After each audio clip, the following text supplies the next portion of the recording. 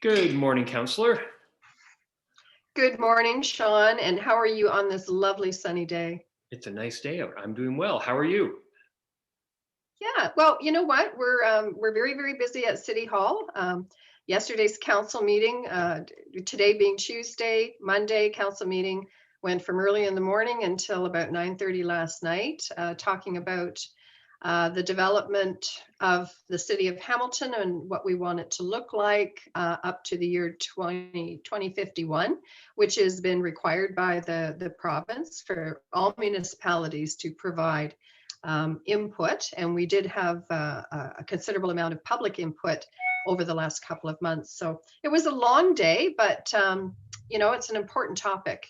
What do we want our city to look like? And especially knowing that our current population base is around 580,000, projected to go, you know, up to about 760,000 by the year 2051, if not a little bit sooner. So anyway, but other than that, I'm fine.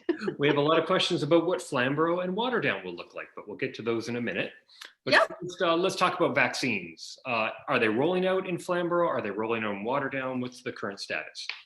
Well, you know, we had a Board of Health meeting a week ago yesterday, and I was very disappointed because at the time, Harry Howell Arena, which is a pop-up vaccine clinic, by the way, so it's not an established site that is going to be a continual, you know, dispensing of vaccines.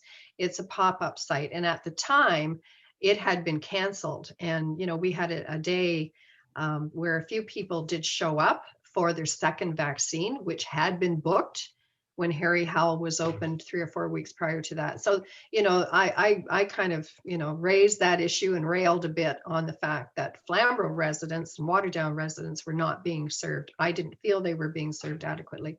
So this week, the good news is that Harry Howell, what is the date? Today is the 30th. So Harry Howell is going to be open with a pop-up vaccine as of tomorrow, I believe, and going until Monday, which is Easter Monday. So is it 70 and over, or do you know the age and how people book? Yes, so it is now 70 plus. Okay. So if you're 70 years and older, excuse me, you can, and it is by phone. So to book for your vaccine at Harry Howell, you need to call in and have your health card ready.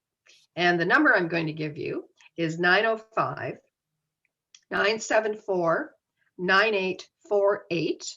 And it's option number 7 is what you need to hit. And then you'll get someone, a live person, who will be able to help you. Okay, excellent. And we'll switch gears. Unfortunate incident in Waterdown, I think last week, with the random stabbing. Any update on that? Do they have anybody in custody?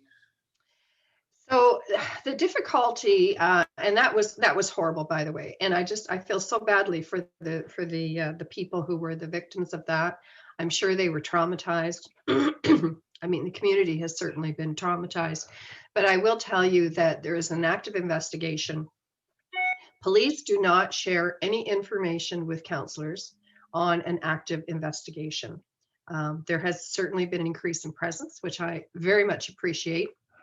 And, you know, I've been talking to the police on a regular basis, and they are actively working on not only this stabbing, and it was random, by the way. It was not targeted. It was random, which in some cases makes it even worse. It's very hard to get our kind of heads around that. But we've also had the vandalism at the cemetery, and they are actively investigating that as well as the car break-ins. And with the car break-ins, I can tell you that there has been a linkage made to the ones happening in Waterdown and also happening in Burlington and also down in Niagara. And so when there's a rash of break-ins, it's usually not in one area. It's been targeted in, I believe, the Hollybush area and maybe one other part of Waterdown. But, and there's been a number of them. So I think they had 20 that were reported altogether. Okay. Those are just the ones. And you know, I just want to reiterate again. What's that? Those are just the 20 that are reported, I'm sure. Yes. So, what I wanted to say was, please, please, please report anything. If you see somebody poking around cars, if anything that happens, if your car was unlocked and you know that someone has been through it, please call and report it. The police don't need to come to your home for that instance, but they need to know so that they can see if there's a pattern. And that is what is so important. If they don't have the numbers to show that there's criminal activity going on, then they don't know that there is criminal activity going on. Great. We will get into some of the Facebook questions. So first questions, can the councillor come up with a made in Waterdown parking master plan with parking on one side of the street only alternating bi-monthly? I would like to see no overnight parking enforcement on the thoroughfares, Bush bypass. Was that 3 questions or 1? I'm not sure. Well, I will tell you that yes, all of the parking, and we're working on a transportation master plan right now, which is looking to be completed by the fall, and that is exactly what happens. It's going to be made and watered down in every part of our municipality. Any kind of parking arrangements, parking plans, it's really based on what's happening in the community and what is best for that part of the community. Now, unfortunately, with COVID, the city has really relaxed ticketing and bylaw enforcement because people are home. So normally, a car wouldn't be parked there for 12 hours to 24 hours. If someone's going to work, they would be gone for most of the day. And so there wouldn't be any kind of an infraction there. Because people are home more, they're noticing more, and they're complaining more and bringing issues forward, and in some cases very justified. But I will tell you that the big concern is speeding, and that has been a challenge right across the entire city. There is no reason for it. There is no reason for anyone to drive down a residential street and go over the speed limit. Speed limit is 40. In some cases, it's 50. If it's 50, go 40. For heaven's sakes, we've got children living on the street. Use your head. It just makes me so furious when people speed down a street because there's no reason for it. All right. More with traffic. Wondering if the light on Highway 6 at Millgrove Side Road and 6 Concession East would ever go back to having an advanced green. This might not be something the council controls, but maybe give an input. So anything on Highway 6 is under provincial jurisdiction. So the city does not control any of the lights that are on Highway 6. So if there is a request to make a change to any of those lights, I would send it to MPP Donna Skelly. Her office is very, very receptive. They work closely. Her staff works very closely with my staff. And, and because there's a lot of shared issues that happen. There's all the streets that come up and meet. Highway 6 are in my jurisdiction. Highway 6 is in her jurisdiction. So we do work together on that. But I would encourage people to reach out and just go on the computer, Google her website and her office, and they'll be happy to help you. Okay. Will the Clapisons Avenue open before we celebrate Canada's Bicentennial in 2067? I wish I had an answer for that. I feel like I've been saying for the past 2 years that, 3 more months, it's going to be open. It's still the same situation until there is, the developer has to build a stoplight, full stoplight at Parkside and Clapison Drive. And they need to put in streetlights. I don't know what the challenges are there. It is up to the developer. So, until you see stoplights on Parkside, I can't give you an answer. So we can keep asking the same question, but it's not going to be open until you get the stoplights on Parkside and Clapison, and that's up to the developer. And can the developer just drag their feet on issues like roads and parks and hey, we'll do them? Well, there's a lot more involved there. That is a business park. It's not just one street. There are several streets that will be built in there. And right now, I think there's one building at Stryker and another one that is partially built, which is Burlington Innovation is going to be moving in there. But there's going to be about 20 different businesses in there. So it's a very complex business park. And the city cannot approve the opening of Clapison until some of the other issues within that business park, the stoplight and the streetlights being one or two, we can't approve it until it's done. It's a very complex area. And then kind of what you were talking about before, municipal taxes will be out soon, and with many in the community are frustrated with the vandalism, stunt driving, car break-ins happening in the community. Does it take more serious crime like the stabbing to get more police presence in Waterdown? Somebody asked. Well, I mean, it's certainly, it's an unfortunate situation. And as I have just said, the police are working on it. And it is very worrisome that it was random. With the investigation still going on, I have no idea, none of us do, as to what the circumstances were. As far as I'm concerned, regardless of the circumstances, it's unacceptable. Waterdown is such a safe area. And, we've had murders over the years, as we know, with the Bicentennials. We've had young people shot, but they were all targeted. And each one is horrific, but again, the crime stats are extremely low in Waterdown. But this one is worrisome. And so you are going to see more police presence. And I will say once again, just to remind you that, we have $16 million, which we were able to get approved in the budget for the new joint police and fire station, which is going to be built. And I'm hoping we can have shovels in the ground by 2022. We're trying to find a location for it. That's been our biggest challenge, is finding a location for it. Another question, although I know Carlisle Road is a main road, can there not be a weight limit? The quarry trucks coming through the village shake our house to the core. Mm-hmm. Yeah, it's a problem. I live up in Carlisle, and I'm here now.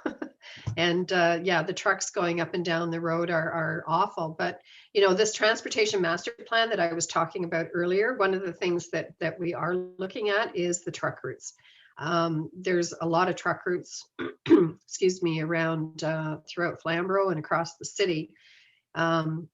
It is a tough one too, because we also have the stoplight on Carlisle Road at Highway 6.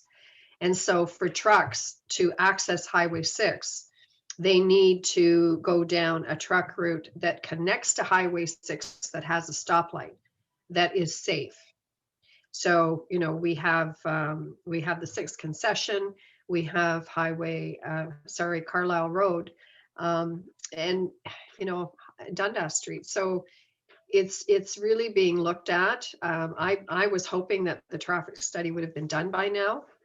I just talked to staff about it the other day, getting caught up on the whole secondary plan for Waterdown, which is, what kind of buildings are we going to allow, our heritage district, our inventory, and the traffic master plan was part of that for Waterdown. So now I'm hearing it's going to be the fall.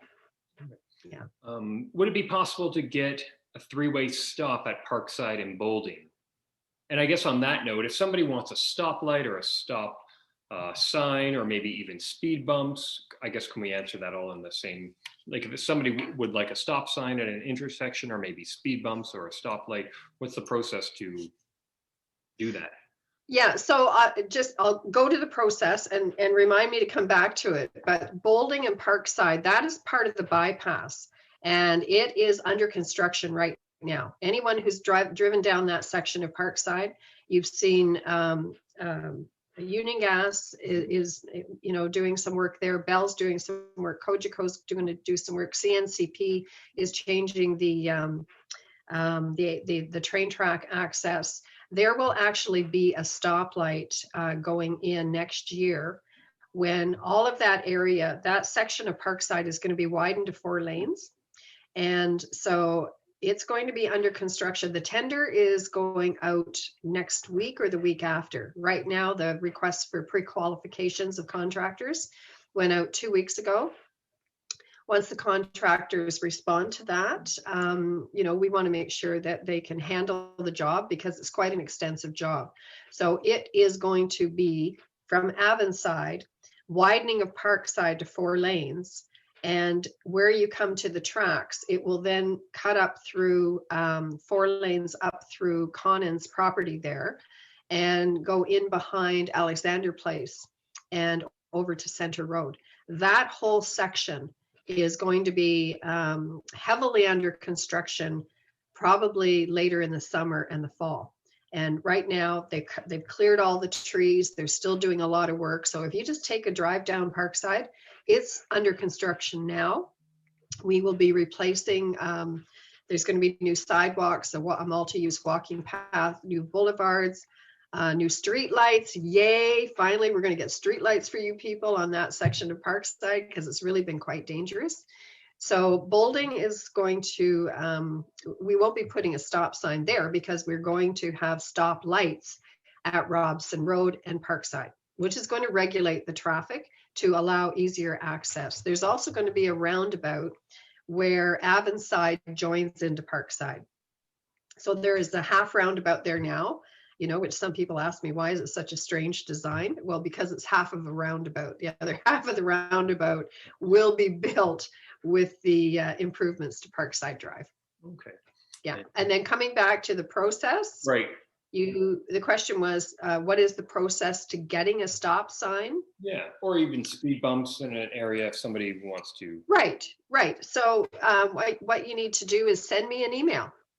Send me an email, and then, you know, there is a requirement. If you want a speed bump, if you want stop signs put in, there is a requirement that a survey be done of all the people who live on that street, whatever that street is. Because we can't go ahead and do things because of 1 or 2 people. If there's 60 people that live on that street and you do something because of 2 people, and then you find out that 68 of them didn't want it, you know, so we don't want to get into that issue. That's why we do surveys of the street, and staff will put the surveys together. We'll get the information. Traffic staff will do a review, but generally speaking, if for speed humps and for, you know, any kind of a stop sign intersection to be put in, it's going to take a good year from start to finish. Okay. So it's not going to happen right away. I think right now staff are looking at surveying the residents on Spring Creek because there has been several requests coming in asking for alternate side parking. Right now there's 2-sided parking. And, you know, it is a proven point that if you have 2-sided parking, it generally slows people down. Now, they may be going too fast to begin with, and, you know, that's a problem. But if you take away 1-side parking, you are creating a wide open street for people to go even faster on, and that could be even more dangerous. But alternating, you know, I mean, that is something we will definitely look at for any street. So. Yeah. And then anything that can be done about the constant power outages and internet problems in Waterdown. So, well, internet problems, yeah. Right now, Bell is laying their orange cable for high-speed internet. I had an update, I think about 3 weeks ago from the folks, and they are doing the east end of Waterdown and parts of Flamborough and Carlisle. And they've done Ancaster. Ancaster is now done. So they will be moving more into the rural area. As far as the electrical outages, that's Electra. And I would suggest that you call them and have a discussion. I don't know what the issue is, you know, with the power outages. I do know that with Ontario Hydro, who is above the 5th concession, Electra is all of Waterdown up to the 5th concession and some homes on the 5th, and Ontario Hydro is all above that. And I do know that Ontario Hydro has been replacing equipment, which can, you know, mean that there's a bit of a downtime in power, but I don't know what the reason would be for Electra. And cyclist issues. Lots of people cycling out right now, maybe more bike lanes or bike lanes. Yes, yes. And thank you. I really want to raise this, particularly in the rural areas. I'm not sure if it's just earlier this year because the weather has been so on and off. Nice, nice, not nice, nice, not nice. Today's nice. But there's been groups of cyclists, as we typically get out in Flamborough, who are riding on the concessions and particularly on Center Road. And I am starting to get a lot of complaints from people because they are riding 3 and 4 abreast across a laneway. And the bylaw is you must be single file. So I'm pleading with you, please, as a cyclist, I am very concerned about the safety aspect of this. And for those who are driving, to slow down, but please, cyclists, ride single file. That's what the bylaw is. And that's what, we want to keep you safe. I see it all the time. In fact, on Sunday, when we were heading down to do some grocery shopping, and there was about 6 or 7, and they were right across the laneway. And they can't go nearly as fast as the speed limit. At least these groups weren't. So please, single file, and let's just, everybody is suffering with COVID right now, and people are getting very impatient, and we just don't want to see any accidents. We want to keep everybody safe. So please. And a question from one of the local gym owners. Does the local medical officer of health have any authority to, I don't know if overrule is the right word, the provincial, because right now we're in gray lockdown and obviously gyms Yes. are closed. Does the local medical officer of health have any authority to say? No, the rules are really set by the province. And, there is no alternative. Now they are, our chief medical officer of health is consulted, as in I believe there's 34 public health areas across the province of Ontario. And so each one there is consultation with the chief Ontario medical officer of health. And I know there seems to be some confusion sometimes with what's going on in Hamilton and what's being announced and what actually happens. But no, the rules are set by the province and we must follow them. It's just So when I say we, the public health, although they don't even answer to council, right? I mean, we pay their salaries, but they are legislated under the healthcare legislation of the province. It's interesting when we live so close to other areas, like you could go 10 minutes in either direction and go to a gym, go indoor dining, go shopping. Like, do they just think people will stay? Can't go across the border. I'm as confused as you are, and so are many people, and getting quite fed up, quite honestly. I just think this has been handled so badly. I won't say any more than that, but yeah, it's very frustrating, and particularly for dance studios and gyms and people, right? Businesses that are following protocol. Mm-hmm. Where are the outbreaks happening? Yes. Let's get people vaccinated. And that's a whole other issue, right? Is the delivery of the vaccines. And part of the reason Harry Howell was canceled is because we didn't have vaccines. Now we do have vaccines. So hopefully, but if if you get the opportunity, if your time comes up, get vaccinated. I'm not vaccinated yet, neither is my husband. I want to get everybody vaccinated. I'm not in the age group yet that can get the vaccines. So, but even my sons, Justin and Jordan, they were saying they're at the end of the line. They said that the younger ones are going to be a long way off before they get vaccinated. Hopefully it ramps up. And Yep. then Theodore Tugboat, you want to talk about that? Yes. So some good news, and I'm sure that there's an awful lot of people out there, especially anyone with children, who knows about Theodore Tugboat. And Theodore Tugboat is coming to Hamilton, and I just want to give a huge shout out to McKeel Marine. They're a business that's been down at our harbor for well over 100 years. In fact, I think they're coming up to like 125 years. It's a family business. Blair McKeel and his wife and family. They own the business. They do a lot of business throughout the Great Lakes. It's a very, very community-minded business, and they have actually purchased Theodore Tugboat from Halifax, and I believe it will be arriving later this summer. So that will just be exciting to have that down at our Hamilton Harbor. People can go for, a walk down at the lakefront and or the harbor, I should say. Take your kids down there. There's also great playgrounds and walking paths all along the waterfront at the foot of Bay Street. So I can't wait. I just, but I just hope that we can, get out and go see it with this whole COVID mess that's happening. Hopefully. So. Anything else you'd like to chat about? I just want to take a quick look here.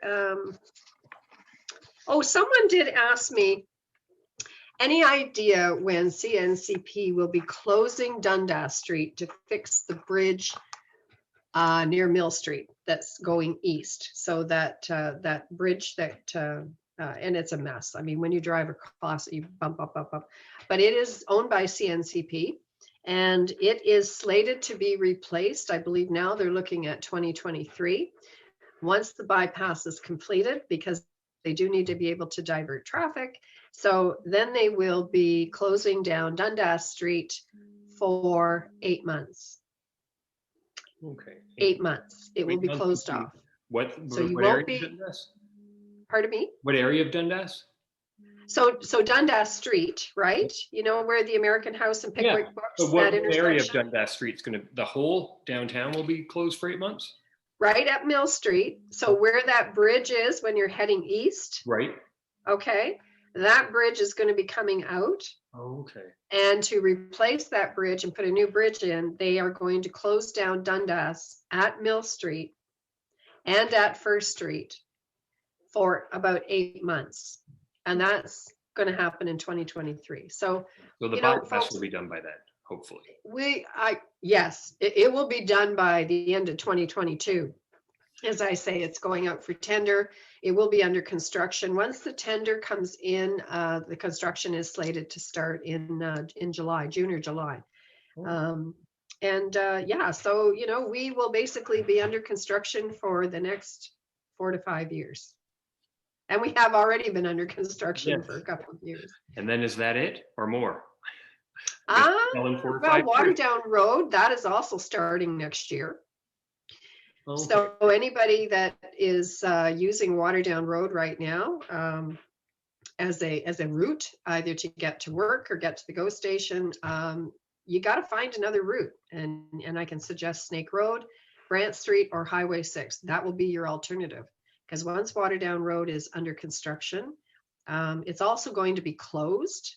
I believe in the fall, it's going to be closed for about 8 weeks. Okay. No, actually, it'll be August. And that's to widen the road? It's going to be closed for about 8 weeks because they're Halton. It is, and it's within the Burlington boundary, by the way. So anything south of Mountain Brow is in Burlington. And so they're going to be doing a major water main replacement to put in a bigger water main, and it's going to be right at Flat Road and Waterdown Road. So right where that school is. Okay. And that will be closed for about 8 weeks. So find another route. Then Waterdown Road itself is going to be widened to 3 lanes, I believe, on a 4-lane base. There will be bike lanes, and there will be, I believe, a multi-use path that can be down there. But there's also about 500 homes that are going in on the west side of Waterdown Road in Burlington.